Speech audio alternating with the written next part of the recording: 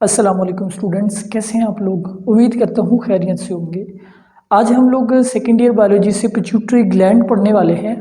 इससे पहले पिछले लेक्चर में मैंने आपको पिट्यूटरी ग्लैंड का इंटीरियर लूब पढ़ाया था। आज मैं आपको पिट्यूटरी ग्लैंड का मीडियन और पोस्टीरियर लोब पढ़ाऊँगा। इससे पहले आप लोग ये देख लीजिए कि जो इंटीरियर लोब है इसको मास्टर ग्लैंड कहते हैं। इससे सोमैटोट्रोपिन, TSH, ACTH और गोनिडोट्रोपिक हार्मोन निकलते हैं। और मीडियन लूब से MSH निकलता है, पोस्टीरियर लूब से ऑक्सीटोसिन और ADH निकलता है। तो आज हम पोस्टीरियर और मीडियन लोब को पढ़ेंगे। तो पहले हम मीडियन लोब को पढ़ते हैं। मीडियन लोब को मीडियन इसलिए कहते हैं क्योंकि ये मिड में है, दरमियान में है, ये बहुत छोटा होता है। तो मीडियन लोब जो हार्मोन पैदा करता है उसका नाम है मेलानोफोर स्टिमुलेटिंग हार्मोन यानी MSH। देखिए, जब हमारे ऊपर एक्सटर्नल लाइट पड़ती है यानी सूरज की रोशनी जब आपकी स्किन पे पड़ती है या एक फीमेल जब प्रेग्नेंट होती है उस टाइम ये जो दोनों स्टिमुलस है, यानी कि ये जो चेंजेस आ रही है इनको आपका हाइपोथैलेमस डिटेक्ट करता है और हाइपोथैलेमस एक रिलीजिंग फैक्टर पैदा करता है। वो रिलीजिंग फैक्टर आपके पिट्यूटरी से MSH पैदा करवाता है और ये MSH आके असरअंदाज होता है आपकी स्किन के ऊपर। हमारी स्किन में कुछ सेल होते हैं, उन सेल्स को कहते हैं मेलानोसाइट। इन सेल्स ने दरअसल पिगमेंट पैदा करना होता है, रंग पैदा करना होता है। आप लोगों को पता है कि जिस बंदे की स्किन जितनी ज़्यादा डार्क हो उसकी स्किन में उतना ज़्यादा पिगमेंट है, जिसका रंग गोरा है उसमें कम पिगमेंट है। तो पिगमेंट पैदा होगा, रंग काला होता जाएगा। उस पिगमेंट का नाम है मेलानिन और वो पिगमेंट पैदा करना है इन सेल्स ने। तो जब लाइट पड़े, धूप पड़े या प्रेग्नेंट फीमेल हो तो इन दोनों चेंजेस की वजह से MSH पैदा होता है। ये MSH स्किन पे मेलानोसाइट को डेवलप करवाता है, उनको स्टिमुलेट करता है, उनको चाबी देता है और वो सेल मेलानिन पैदा करते हैं जिससे स्किन डार्क हो जाती है। तो ये वजह है कि जब आप धूप में फिरते हैं आपकी स्किन इस वजह से डार्क हो जाती है। इसीलिए प्रेग्नेंट फीमेल की जो स्किन होती है वो भी डार्क हो जाती है। और अगर ये हार्मोन ज़्यादा पैदा हो जाए किसी एबनॉर्मेलिटी के नतीजे में, जैसे कि एडिसन डिजीज़ की ये एक सिम्टम भी है। एडिसन डिजीज़ में ये हार्मोन ज़्यादा पैदा होता है तो उसके नतीजे में डार्क स्किन हो जाती है, यानी कि ये एबनॉर्मल भी हो सकती है। अब अगला हार्मोन है एंटी डाययूरेटिक हार्मोन, जिसको कॉमनली कहते हैं ADH। It is also known as vasopressin. बड़ा अहम हार्मोन है विज़ोप्रेसन। अच्छा, ये हार्मोन कब पैदा होगा, यानी इसका स्टिमुलस, ये 3 चेंजेस है स्टिमुलस।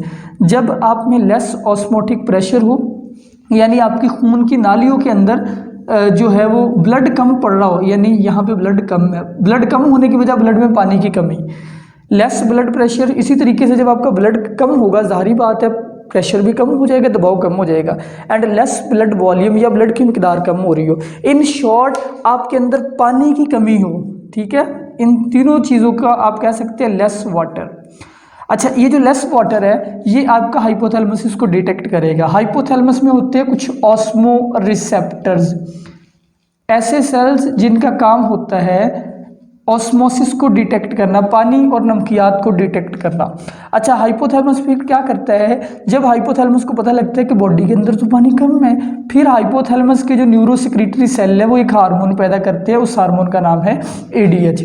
वो पोस्टीरियर लूब में आता है, पोस्टीरियर लूब से ब्लड के थ्रू वो चला जाता है, निकल के कहाँ चला जाता है, गुर्दे के पास। ये जी सपोज आपका किडनी था, किडनी के अंदर आपको पता है इस तरह के यूनिट होते हैं जिनको कहते हैं नेफ्रॉन। तो ये ADH फिर नेफ्रॉन से पानी की रीएब्जॉर्प्शन करवाता है, यहाँ से पानी की रीएब्जॉर्प्शन करवाता है। तो इसके नतीजे में पानी को रोका जाता है। तो देखिए अल्लाह का बनाया हुआ सिस्टम, पानी आपकी बॉडी में कम है, ADH निकला, उसने पानी को बचा लिया। इसी तरीके से जब आपकी बॉडी में पानी की मिकदार ज़्यादा होती है तो ADH नहीं निकलता। इट मीन्स ADH कब निकलता है, जब पानी कम हो रहा होता है। अच्छा स्टूडेंट्स, अगर ये लेस सिक्रीट हो, अगर ये किसी बीमारी की वजह से आप में सिक्रीट ही कम हो तो फिर आपको डायबिटीज़ इंस्पाइडस हो जाती है। डायबिटीज़ इंस्पाइडस में क्या होता है, डायबिटीज़ इंस्पाइडस में आपका जो गुर्दा है वो पानी को कंजर्व नहीं कर पाता। तो जब पानी को कंजर्व नहीं कर पाता वो सारा पानी आपकी बॉडी से बाहर निकलता रहता है। इसलिए आपको जो यूरिनेशन का प्रोसेस है, यानी ये सपोज आपका ब्लडर है, ये जो आपको यूरिनेशन है वो बहुत ही ज़्यादा होने लगती है और वो डाइल्यूट यूरिन होता है क्योंकि उसमें पानी उसको निकाला ही नहीं गया, सारा पानी यहाँ से लॉस हो गया। तो इस बीमारी को डायबिटीज़ इंसिपिडस कहते हैं। इसको डायबिटीज़ मेलाइटस के साथ कंफ्यूज नहीं करना। डायबिटीज़ मेलाइटस दरअसल ब्लड ग्लूकोज लेवल का इजाफा है, और ये दरअसल आपके अंदर यूरिनेशन का ज़्यादा होना और बॉडी के अंदर पानी के लेवल का कम होना, यानी इसमें पानी कम होता है, उसमें ग्लूकोज ज़्यादा होता है। अच्छा जी, ऑक्सीटोसन, लास्ट हार्मोन जो पोस्टीरियर हार्मोन का हम पढ़ेंगे उसका नाम है ऑक्सीटोसन। ऑक्सीटोसन जो है ये बड़ा इंटरेस्टिंग हार्मोन है। इसको बाद लोग लव हार्मोन भी कहते हैं, बॉन्डिंग हार्मोन भी कहते हैं, कडल हार्मोन भी कहते हैं। मेल फीमेल दोनों में होता है। एक ऐसा हार्मोन जो ताल्लुक को मजबूत करता है। अच्छा जी, ये हार्मोन कब रिलीज होता है? स्टिमुलस देखे डिक्रीज इन प्रोजेस्टेरॉन। प्रोजेस्टेरॉन क्या है? एक प्रेगनेंसी हार्मोन है, यानी एक हामला औरत के अंदर जब तक प्रोजेस्टेरॉन पैदा होता रहेगा तब तक वो बर्थ नहीं कर सकती।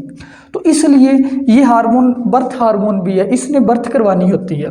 तो इसलिए जब एक फीमेल में प्रोजेस्टेरॉन कम हो रहा हो तो ये हार्मोन निकलते हैं। दूसरा, डिस्टेंशन ऑफ सर्विक्स। सर्विक्स किसको कहते हैं? सर्विक्स दरअसल फीमेल रिप्रोडक्टिव सिस्टम में विजाइना के बाद जो तंग नाली आती है उसको सर्विक्स कहते हैं। तो जब सर्विक्स डायलेट होगी, ऑक्सीटोसिन हार्मोन पैदा होगा, ये फील गुड हार्मोन भी है।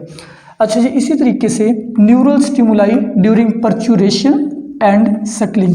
पर्चुरेशन कहते हैं बर्थ को, यानी कि जब फीमेल में बर्थ होने लगती है बेबी की उस टाइम भी, और सकलिंग या बच्चा जो है वो सकिंग करता है, मिल्क पीने की कोशिश करता है उस टाइम भी। तो 3 वजूहात से ये हार्मोन निकलता है।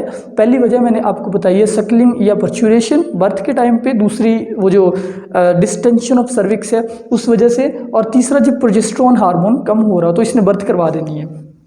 कैसे रिलीज होगा जी? ये स्टिमुलस मिले, इन स्टिमुलस के जवाब में आपके न्यूरोसेक्रेटरी सेल ने क्या बनाया? उन्होंने बनाया भाई ऑक्सीटोसिन, और वो ऑक्सीटोसिन फिर ब्लड के जरिए आपके फीमेल के रिप्रोडक्टिव सिस्टम पे असरअंदाज होगा। अच्छा, फीमेल के रिप्रोडक्टिव सिस्टम में देखिए ये ओवरीज है, ये है यूट्रस, और यूट्रस के अंदर क्या मौजूद है? यूट्रस के अंदर इस टाइम एक फीटस मौजूद है, इसकी बर्थ होनी है। तो यूट्रस के मसल की कॉन्ट्रैक्शन स्टार्ट करेगा, यानी एडीएच के 2 काम है। नंबर 1, ये contract uterus muscle, contract uterus muscle ताकि बर्थ हो सके, फॉर बर्थ, यानी कि ये यूट्रस को टॉप टू बॉटम कॉन्ट्रैक्ट करना शुरू कर देता है ताकि ये जो फीटस है ये यहाँ से सर्विक्स के थ्रू, विजाइना के थ्रू यहाँ से एक्सपेल हो और डिलीवरी हो।